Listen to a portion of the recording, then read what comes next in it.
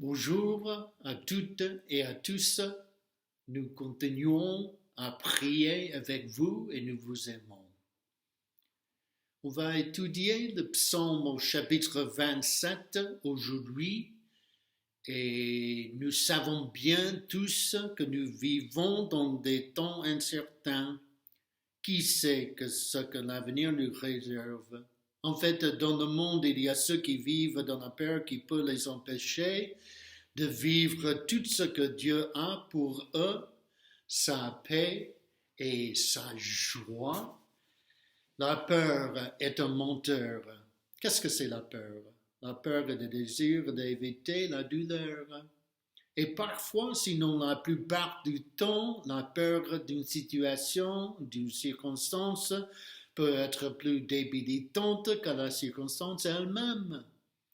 La vie est difficile, surtout en période de crise. Et au moment où nous comprenons que la vie est dure et difficile, la vie ne sera plus aussi dure et difficile. C'est un paradoxe. Nous devons accepter que des adversités viennent. Jésus a dit dans Jean chapitre 16 au verset 33, « Dans ce monde, vous aurez des tribulations. » 1 Pierre au chapitre 4 verset 2, « Bien-aimés, ne soyez pas surpris comme d'une chose étrange qui vous arrive de la fournaise qui est au milieu de vous pour vous éprouver. » Et nous aurons des épreuves et nous souffrirons. Donc la question est la suivante, comment allons-nous réagir?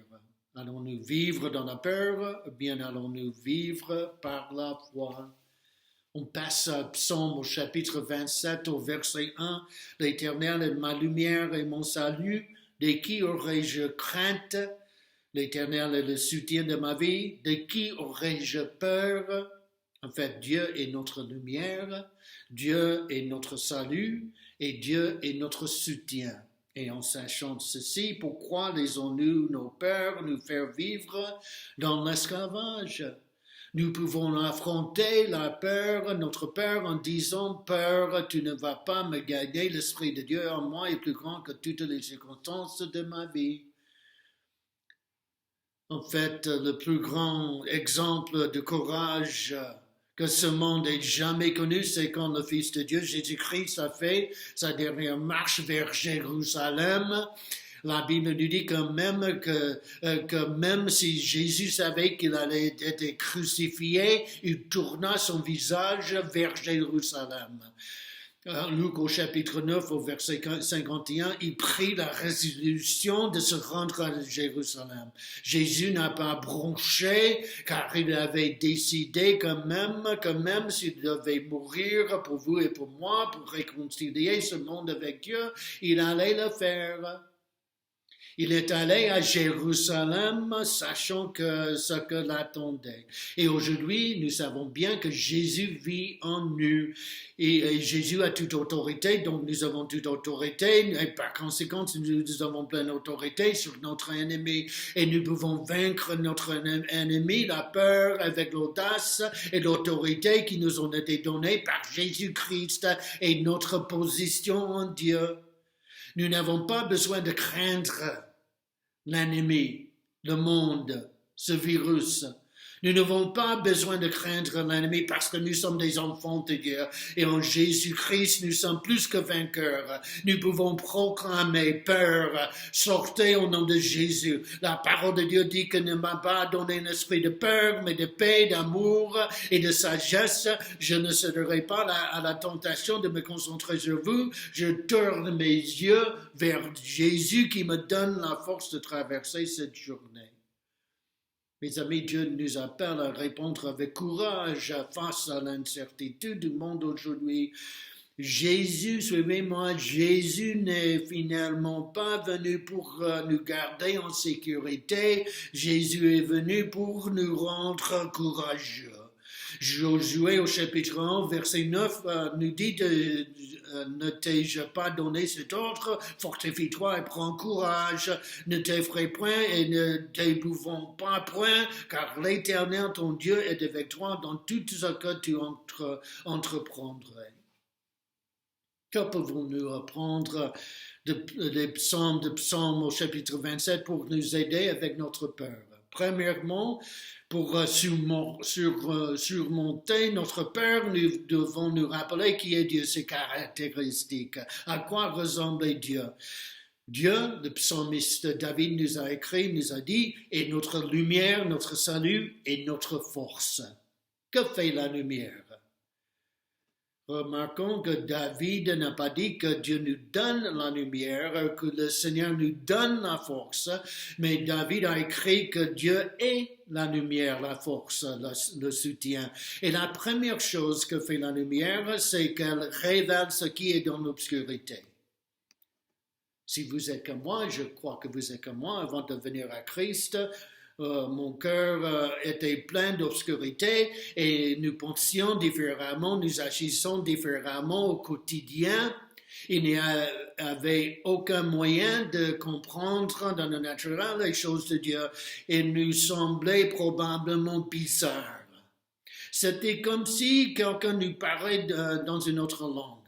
Et ce n'est que, la Bible nous dit, par l'Esprit de Dieu, en nous que nous pouvons comprendre les choses de Dieu. En Corinthiens, au chapitre 2, au verset 10, Dieu nous les a révélés par l'Esprit, car l'Esprit sonde toutes même les profondeurs de Dieu. Comment comprenons-nous les choses de Dieu? En marchant dans la lumière. Dieu est lumière. Et c'est en marchant dans la lumière que nous pouvons prendre des décisions importantes dans nos vies. J'aime bien l'histoire qui est racontée d'un grand-père qui a emmené son petit-fils se promener dans les bois. Et alors qu'ils marchaient, ils se sont arrêtés. Et le grand-père a posé une question à son petit-fils. Sais-tu où nous sommes? Et le garçon leva les yeux et a dit non. Et son grand-père lui a alors demandé, sais-tu où nous allons? Et le garçon a répondu non. Et l'homme a ri et il a dit, eh bien, je suppose que tu es perdu, mon grand-fils. Et le garçon a souri à son grand-père et a dit, non, je ne suis pas perdu parce que je suis avec toi. Amen. Le psaume au chapitre 43, verset 3, nous déclare « Envoie ta lumière et ta vitalité, qu'elle me guide et qu'elle me conduise à ta montagne sainte et à tes demeures. » Cette lumière m'aide à comprendre, nous aide à comprendre sa parole et à voir clairement pendant que nous prions. Et bien sûr, tout cela est fondé en prenant du temps pour être avec le Seigneur dans sa présence, pour la communion avec lui. En fait, Dieu illumine les ténèbres et nous permet de voir les choses plus clairement. Il se révèle à nous par sa parole et par sa présence au milieu de nos circonstances difficiles. Moi, j'aime bien le verset dans le psaume au chapitre 119 au verset 105. Ta parole est une lampe à mes pieds et une lumière sur mon sentier. Sachant qu'à l'époque de l'Ancien Testament, ils n'avaient pas de lampe de poche sur leur iPhone, leur portable, ni de phare de route sur leur chariot. Comment une personne a-t-elle marché n'importe où la nuit? Il avait de petites lampes à l'huile qu'ils attacheraient au-dessus de leurs pieds et ensuite ils allumeraient la route. Donc les lampes donneraient à une personne la lumière dont elle avait besoin pendant qu'elle marchait dans l'obscurité, étape par étape, pas à pas. Et alors qu'il faisait un pas, la lampe allumait ce pas. Alors qu'ils ont pris la prochaine étape, cette étape était également allumée. Ce n'était pas un phare de route que nous pouvions voir 10 000 kilomètres plus loin dans notre voiture. C'était simplement une illumination pas à pas. Et c'est la même chose, mes amis, avec la volonté de Dieu. Dieu ne va pas nous montrer sa volonté pour nos vies en disant c'est ce qui va se passer dans nos vies au cours des 20 prochaines années. Et pour être franc avec vous, cela nous fera peur et cela nous empêchera de dormir la nuit.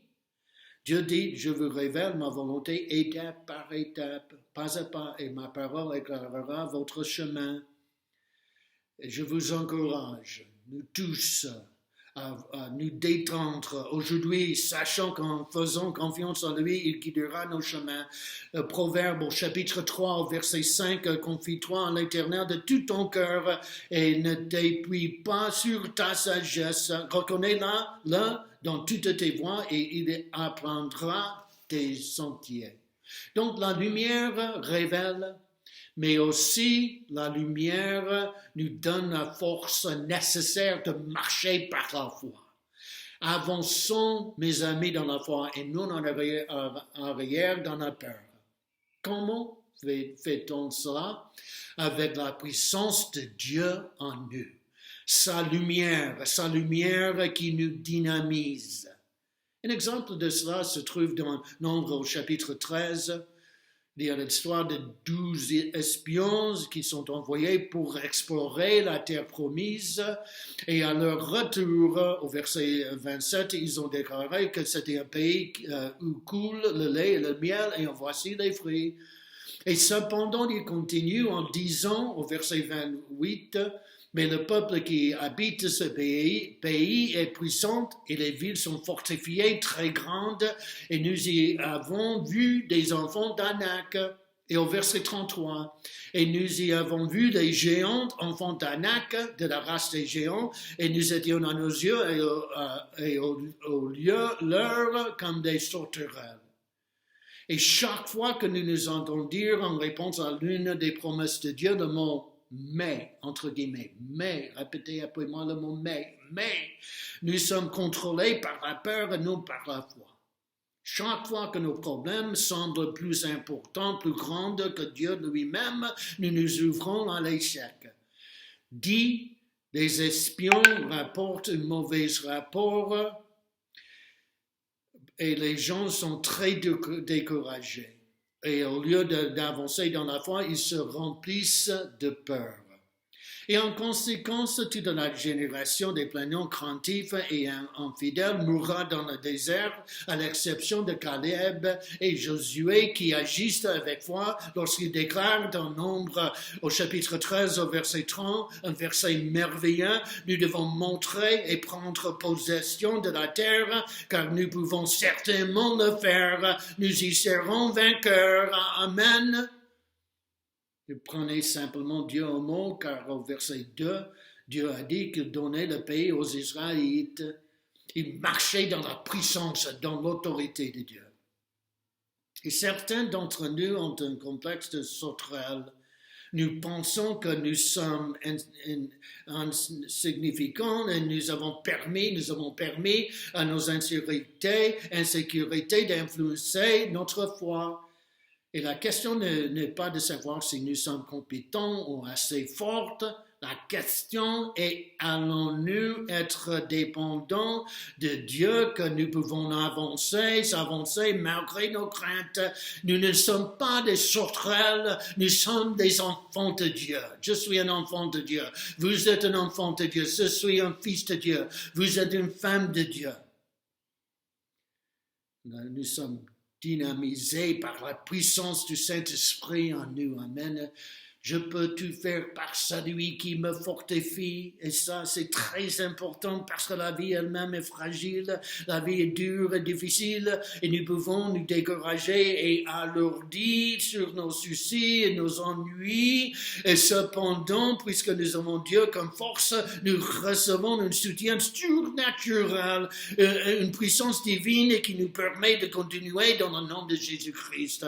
Et la plupart du temps, nous nous inquiétons des choses qui n'arriveront jamais, et même si c'est le cas, nous pouvons y faire face quand cela arrive avec la présence de l'aide de Dieu dans nos vies. Paul, en fait, a écrit dans 2 Timothée, au chapitre 1, au verset 7, car ce n'est pas un esprit de timidité que Dieu nous a donné, mais un esprit de force, d'amour et de sagesse.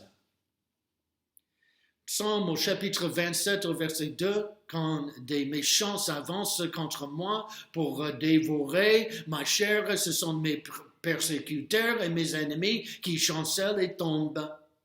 Si une armée se campe contre moi, mon cœur n'aurait aucune crainte. Si une guerre s'élevait contre moi, je serai malgré cela, je serai malgré de cela, je serai malgré cela, je serai malgré cela plein de confiance. Donc en Dieu, nous trouvons la confiance dont nous avons besoin pour faire face aux choses dangereuses dans le monde. Donc où obtenons-nous ce genre de confiance? 3 raisons pour lesquelles nous avons besoin de ne pas craindre l'avenir, parce que Dieu veille sur nous, parce que la grâce de Dieu travaille en nous et parce que le ciel nous attend. Donc premièrement, pour surmonter notre peur, nous devons nous rappeler qui est Dieu. Deuxièmement, pour surmonter notre peur, nous devons rechercher davantage la présence de Dieu dans nos vies. Au verset 4. Je demande à l'Éternel une chose que je désire ardemment. Je voudrais habiter toute ma vie dans la maison de l'Éternel, pour contempler la magnificence de l'Éternel, pour admirer son temple.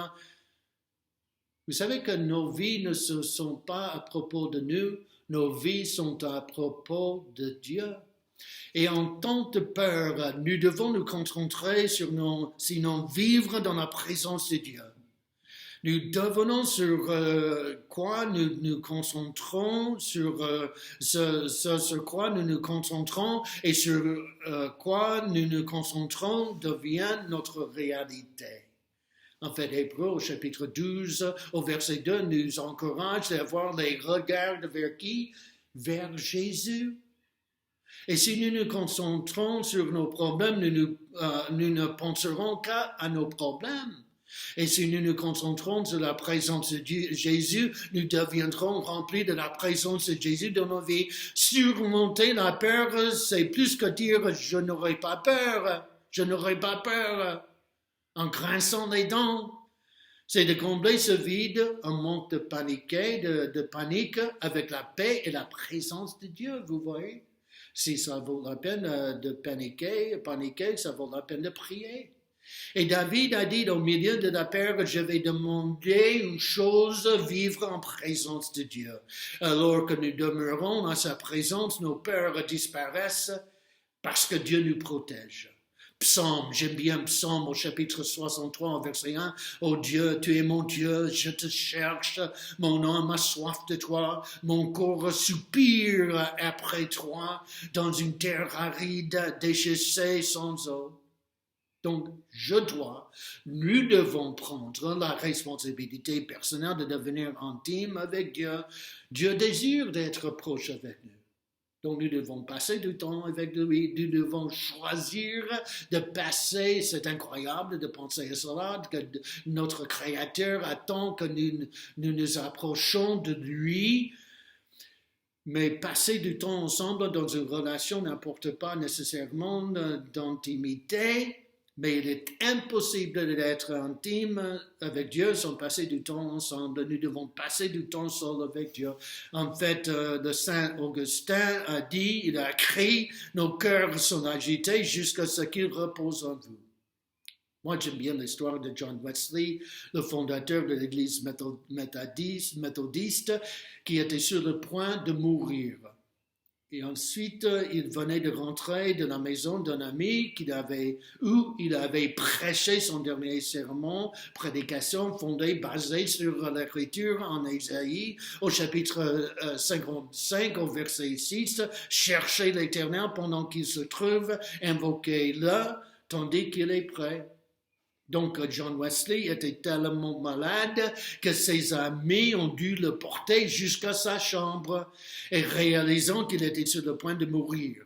Wesley a demandé à tous ses amis de quitter la pièce, la salle, pendant sa chambre pendant une demi-heure afin qu'il puisse être seul avec Dieu. Alors qu'il était sur le point de mourir, John Wesley s'est préparé en étant avec Dieu dans notre solitude, en passant du temps avec le Seigneur. Et troisièmement, pour surmonter notre peur, nous devons réaliser que Dieu est notre refuge. Psaume au chapitre 27 au verset 5. Vous êtes là? Car il me protégera dans son tabernacle au jour du malheur. Il me cachera sous l'abri de sa tente. Il m'élèvera sur un rocher. Comme refuge, Dieu nous place sur un rocher si haut que les mers orageuses ne peuvent pas nous toucher. Moi, j'aime bien le psaume au chapitre 62, verset 8. En tout temps, peuple, confiez-vous en lui, répandez vos cœurs en sa présence, parce que Dieu est notre refuge. Son psaume au chapitre 91, au verset 7, que 1000 tombent à ton côté et de 10 000 à ta droite, tu ne seras pas atteint. De tes yeux seulement tu regarderais et tu verrais la rétribution des méchants, car tu es mon refuge éternel. Tu fais du très haut de ta retraite, aucun malheur ne t'arrivera, aucun fléau n'approchera de ta tente. Donc Dieu fournit un abri, un refuge. Dans l'Ancien Testament, Dieu a établi 6 villes pour que le peuple d'Israël puisse courir en cas de besoin. Ils étaient étalés pour un accès facile. Et ils avaient tous les chemins de passage et des panneaux indiquant la ville et le refuge. Josué au chapitre 20, au verset 2, parle aux enfants d'Israël et dit, établissez-vous comme je vous ai ordonné par Moïse, des villes de refuge. Et pour s'enfuir le meurtrier qui aurait tué quelqu'un involontairement sans intention, elles vous serviront de refuge contre le vengeur du sang. Et parfois, si vous êtes comme moi, nous avons besoin d'un endroit certain pour courir. Suivez-moi, Dieu est notre refuge, il se réjouit de ce rôle. En fait, il veut prendre soin de nous. Dieu est jamais trop occupé pour écouter nos prières. Amen. Dieu est notre refuge physique. Et dans une période de besoin physique, il est là, Dieu est là pour guérir et reconforter. En fait, au verset 4 de Psaume au chapitre 91, il te couvrira de ses plumes, et tu trouveras un refuge sous ses ailes. Dieu est notre refuge spirituel, il nous abrite sous ses ailes. En fait, les personnes blessées ont besoin de refuge contre leurs inquiétudes et leurs peurs. Les villes de refuge ne signifient pas grand-chose à la personne moyenne dans l'Ancien Testament, dans les rues, dans l'Ancien Testament dans Israël. Mais pour la personne qui avait un vengeur de sang à leur poursuite, c'était l'endroit le plus important de la planète. Et nous avons quelqu'un qui nous poursuit pour nous attaquer, c'est le diable. C'est notre adversaire qui veut nous détruire. Il ne combat pas, il ne se bat pas dans une manière juste. Il nous déteste. Il est notre adversaire qui rôde comme un lion rougissant, cherchant qu'il dévorera. Mais Dieu, mes amis, est notre refuge spirituel, physique, mais aussi émotionnel. Nous sentons-nous opprimés aujourd'hui, nous pouvons courir sur ses ailes. Nous sommes troublés, nous pouvons courir sur ses ailes. Nous sommes inquiets, nous pouvons courir sur ses ailes. Nous sommes seuls, nous nous sentons seuls, nous pouvons courir sur ses ailes.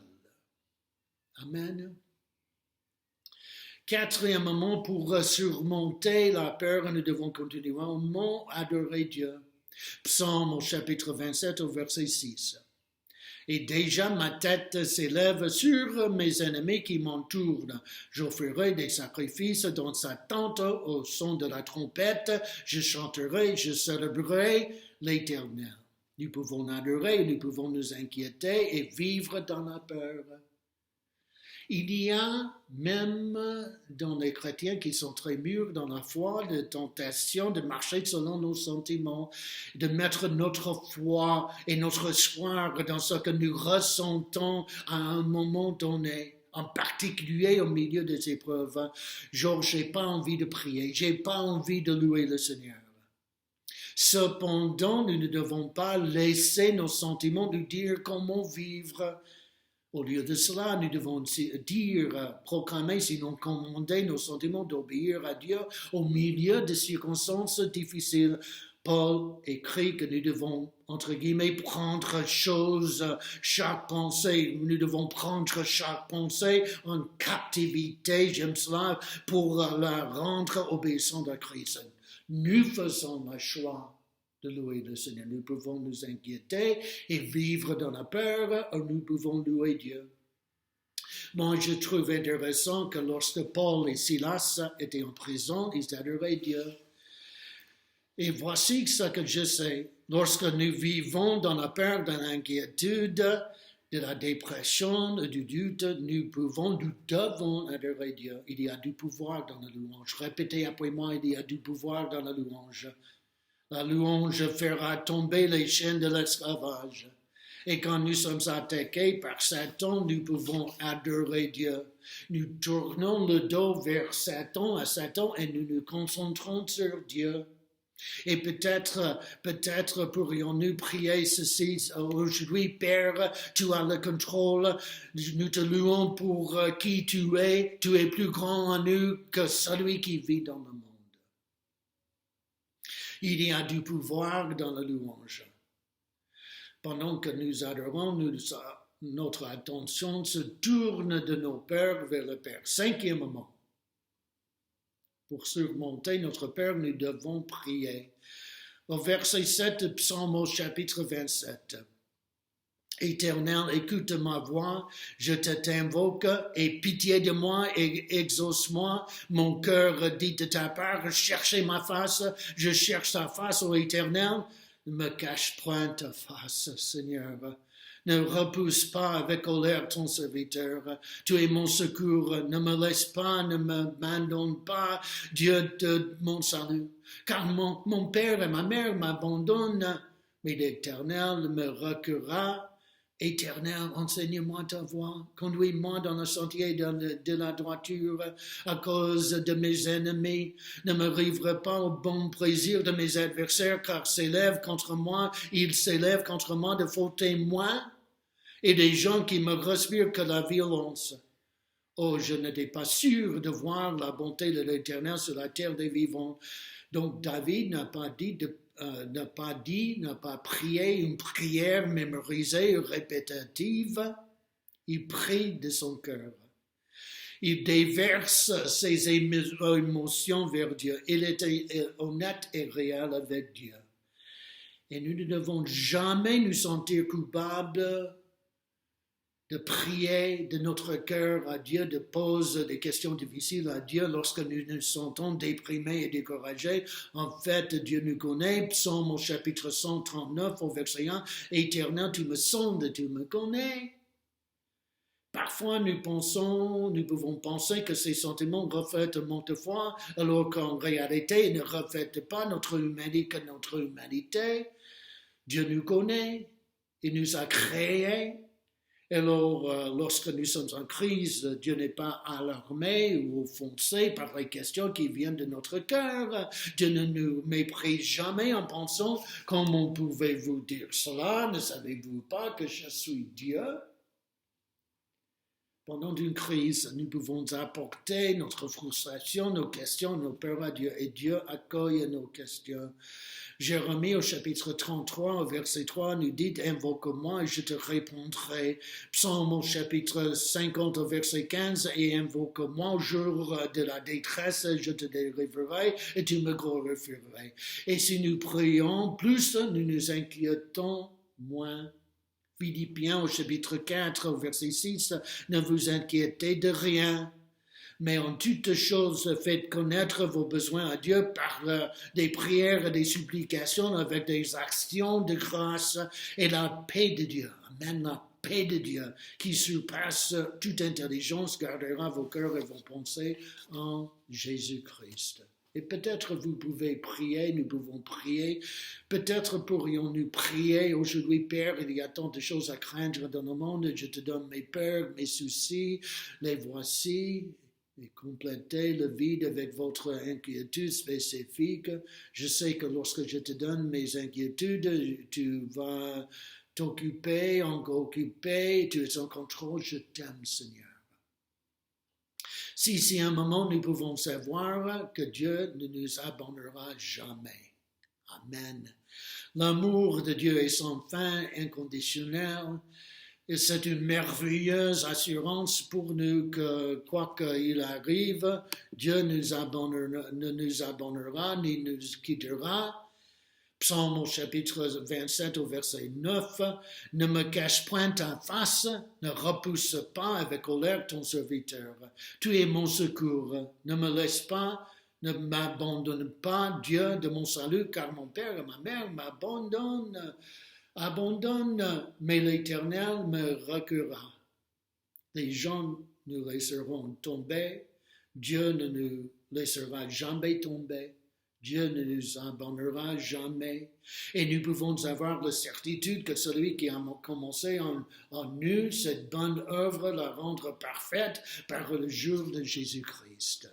En fait, en lisant le livre de Job, j'ai trouvé que Job a lutté avec le silence de Dieu au milieu de ses souffrances. Et plus de 25 fois, il a posé la question « Pourquoi ?» Tout le monde veut savoir pourquoi. Pourquoi cette crise? Pourquoi cette situation difficile? Et Job a continuellement demandé la présence, la possibilité de défendre sa situation devant Dieu. Et pourtant, plutôt que de répondre à la question « Pourquoi ?», Dieu donne à Job une réponse encore plus grande. Vous êtes prêts? Sa présence. Psaume au chapitre 16 au verset 11 nous dit il y a d'abondante joie dans sa présence. Ça, c'est le secret. Laissez la présence de Dieu contrôler notre peur. Au lieu de laisser notre peur nous contrôler, Dieu a sa main sur nous aujourd'hui. Vous sentez cela? Dieu a sa main sur vous aujourd'hui. Et lorsque le temps vient et nous avons peur que la présence de Dieu soit avec nous, en fait, quel soulagement de réaliser que Dieu est Dieu et nous ne le sommes pas. Maintenant, nous pouvons déchirer ce grand S, entre guillemets, de notre t-shirt, ça veut dire Superman. Nous n'avons plus à jouer le rôle de Dieu et nous n'avons pas à essayer de tout contrôler autour de nous. Nous pouvons bien dormir lorsque nous réalisons que Dieu est Dieu et nous ne le sommes pas. Corrie ten Boom avait du mal à s'endormir une nuit parce qu'elle était tellement inquiète pour les affaires de sa vie. Elle a essayé de prier, mais la prière n'a pas aidé. Enfin, le Seigneur lui a dit, dans un doux murmure, « Va dormir, Corrie. Je vais quand même rester éveillé toute la nuit. Que Dieu soit avec vous. » Amen.